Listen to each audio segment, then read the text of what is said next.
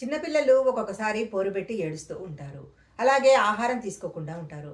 అలాంటి సమయంలో వారికి నరదిష్టి తగిలినట్టుగా మనం భావించాలి. పిల్లలకు దిష్టి తీసేటప్పుడు కొద్దిగా రాళ్ళ ఉప్పు తీసుకొని 2 చేతులతో ఎడమ చేతిని పిల్లల చుట్టూ తిప్పుతూ ఇరుగువారి దిష్టి, పొరుగువారి దిష్టి, ఇంట్లో వారి దిష్టి, బయట వారి దిష్టి, నా దిష్టి, నీ దిష్టి, తల్లి దిష్టి అని చెప్తూ 3 మార్లు కుడి చేత్తో కుడివైపుకి, ఎడమ వైపుకి తిప్పాలి. ఇలా దిష్టి తీసేసిన ఉప్పుని తర్వాత ఎవరూ తొక్కని ప్రదేశంలో పడేయాలి. అలాగే ఉప్పు, ఎండుమిరపకాయలు మొదలైన వాటితో కూడా దిష్టి తీసేయొచ్చు. సాయంత్రం సమయంలో కానీ, మధ్యాహ్న సమయంలో కానీ ఒక గ్లాసులో నీళ్లు తీసుకొని అందులో కొద్దిగా 2 ఎండుమిరపకాయలు, కొద్దిగా సున్నము, పసుపు, కొద్దిగా 2 ఎండుమిరపకాయలు వేసి పిల్లల చుట్టూ దిష్టి తీసేసి ఎవరు తొక్కని ప్రదేశంలో వేయాలి.